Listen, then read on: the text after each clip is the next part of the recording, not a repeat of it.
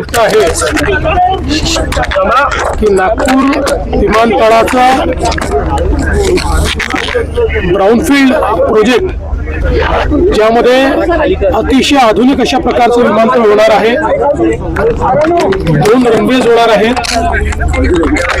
अशा विमानतळाच्या आज हस्तांतरणाचा कार्यक्रम या ठिकाणी होतोय।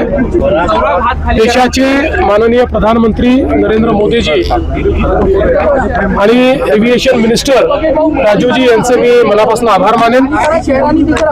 महाराष्ट्र सरकारने हा जो प्रस्ताव पाठवला होता त्याला केंद्र सरकारने मान्यता दिली आहे आणि आता अतिशय आधुनिक अशा प्रकारचा एअरपोर्ट हा नागपूरला GMRच्या माध्यमातून या ठिकाणी तयार होणार आहे।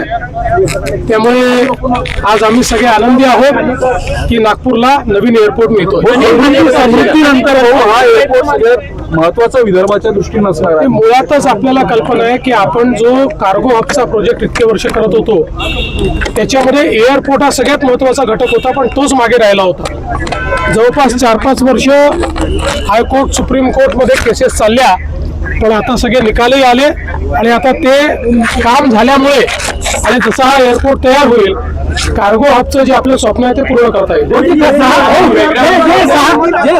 जे 6 खासदार आले त्यात तुमची महत्वाची भूमिका आहे, त्यांना भाजपात यायचं होतं असं म्हटलं जातं। सर निश्चितपणे नागपूर मला असं वाटतं की मध्य भारताचं एक प्रमुख एअरपोर्ट म्हणून आता नागपूर एअरपोर्टकडे पाहिलं जातं। किती मदत होणार आहे शेतमाल इंटरनॅशनल मार्केटमध्ये? असं आहे की आता आपण जर बघितलं तर एक आंतरराष्ट्रीय एअरपोर्ट हे सर्व प्रकारे अर्थव्यवस्थेला चालना देते, त्यामुळे शेतकरी असो उद्योग असो सर्व प्रकारच्या अर्थव्यवस्थेला मोठी चालना आहे।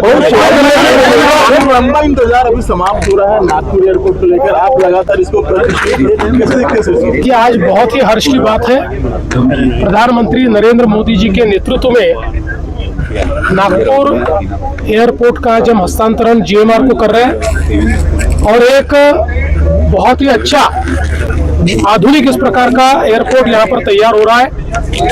इस एयरपोर्ट के कारण मध्य भारत को एक बहुत ही अच्छा एयरपोर्ट भी मिलेगा, एक इकोसिस्टम मिलेगी। कार्गो हब का जो हमारा सपना है वो भी यहाँ पर पूरा होगा और निश्चित रूप से मैं ऐसा मानता हूँ कि इससे आर्थिक विकास में बहुत बड़ी मदद होगी। ऑपरेशन टायगर नंतर तुंबातोडीची भाषा होते। संजय राऊतांनी देवेंद्र भारतींना पत्र पाठवलं आहे की माझ्या घर बॉम्बने उडवून देण्याची धमकी दिली जाते। दिना पाटील कोणाचंही घर बॉम्बने आम्ही उडवू देणार नाही आणि पोकळ धमक्यांना कोणी घाबरूही नये आणि कोणी धमक्या देत असेल तर त्याला पोलीस योग्य उत्तर देतील। थँक्यू।